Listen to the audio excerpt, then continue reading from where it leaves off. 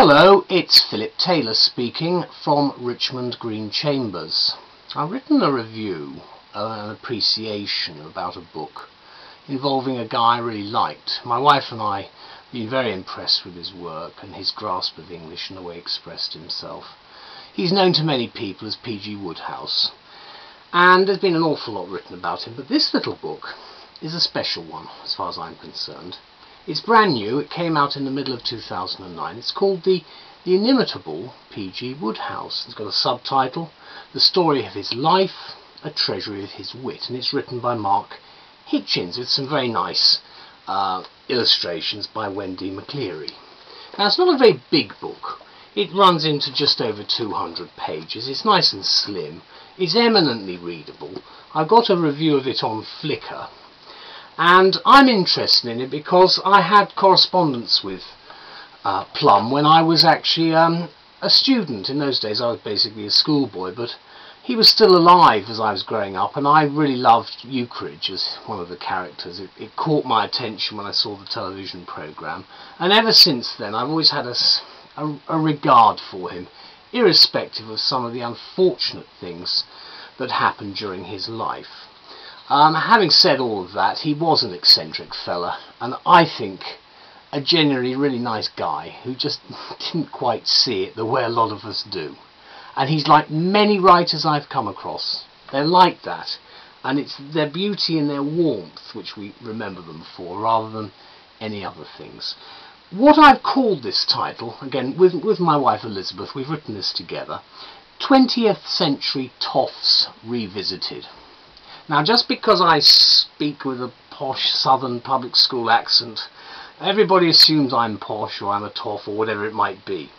Forget about all of that, because what we're talking about here is that in the more or less recent past there have been considerable criticism of those specimens of humanity known as the toffs. I get it called that all the time as a barrister.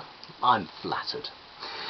Usually they're stereotyping me when they say that, as wealthy, elegant, snobbish, callow, shallow, charmingly witless, and, except for the occasional intrusive and pesky Yank, American, they are indubitably English, of course.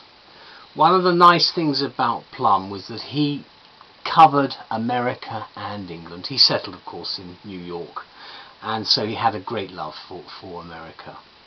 Remember, not for them the world of hard work, these toffs. They seem to breeze through their privileged lives, generating class envy along the way, to most of which they are oblivious.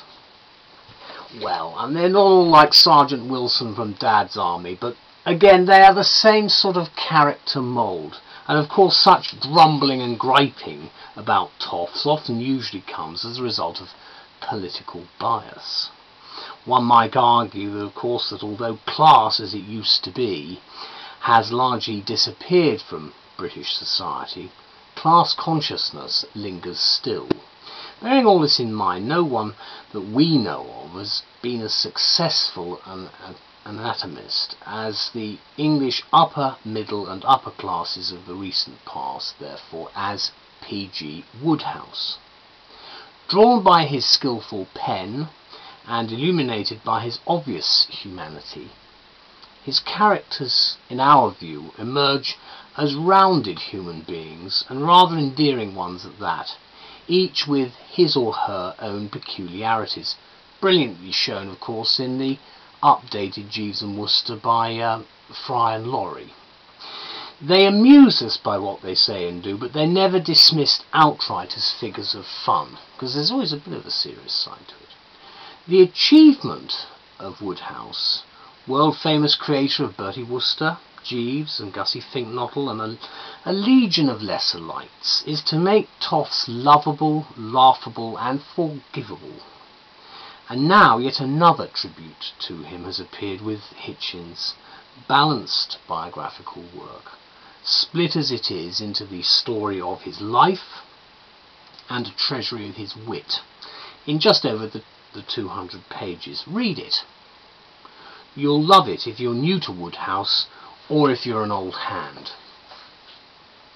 Both the title and the subtitle are apt, except it's unlikely that any biographer will be able to plumb the depths of Wodehouse's somewhat mysterious and enigmatic character.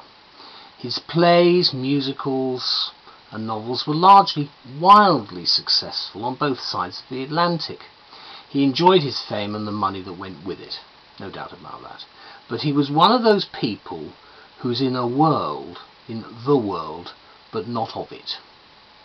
And I think that's a fair point to say about quite a lot of writers, certainly ones that I've met anyway. According to Hitchens and other biographers of Wodehouse, or Plum as I say it was called to most, he liked nothing better than a quiet evening at home with his pipe and his tobacco. His wife Ethel, clearly the opposite, was a fearsomely well organised and enthusiastic party animal. Her decisive, businesslike brain was the perfect foil for the reclusive Plum, who preferred an atmosphere of seclusion in which his imagination and droll wit could flourish. I remember the letters I got, and there was always a nice little picture of a dog, because they had quite a lot of charitable concerns in New York about sort of dog homes and so forth, and you get a nice feel about the Englishness of it, but that was the guy himself.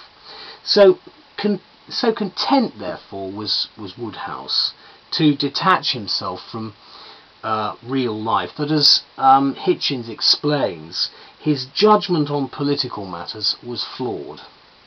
Hence what I can only describe really, and we certainly feel that way, it was a tragedy of his incarceration in a German detention camp during World War II after the fall of France.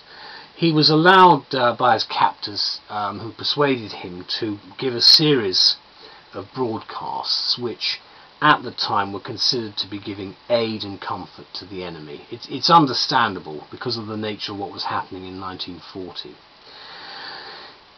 Controversy, of course, still rages about this as to whether he was treacherous, naive, or under threat. I don't think we'll ever know personally. Hitchens' book basically consists of two parts. As I've said, you've got the brief biography updated by what we now know. There's been some good stuff on BBC about the broadcasts and what's happened since. I think people must know about it, but personally I think it's been overrated. The second part of the book, in my view, is an excellent treasure. It's one I shall certainly treasure, of his memorable quotations selected from Wodehouse's fiction for their autobiographical implications. The result, in our view, is quite delightful, especially if you're a fan of Wodehouse. If you're not, this little gem of a book, brilliantly illustrated by Wendy, will introduce you beautifully to Plum's gentle, sardonic oeuvre. Do get it, it's great fun. Thanks very much. Bye-bye.